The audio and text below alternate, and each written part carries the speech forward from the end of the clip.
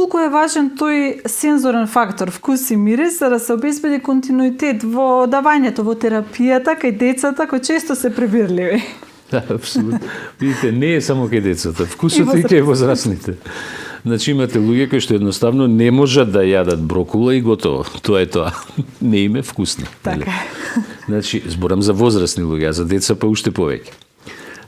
Вкусот е еден од битните елементи. И ние често пати во комуникација со колегите кои што работат во фармацевтска индустрија им викаме луѓе, подобрите го вкусот. Овдека вкусот кај молерсот е одличен.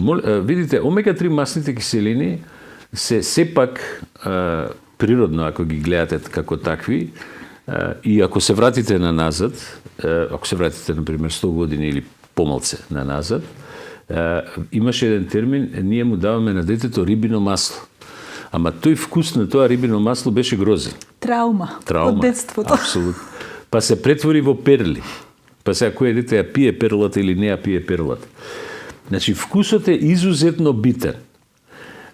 Ние сме имале неколку полемики околу вкусот на одредени медицински производи, вклучително и на омега-3 масните киселини.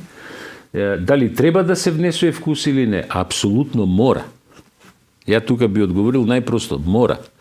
Затоа што детето не можете да му дајете со сила нешто што не го сака.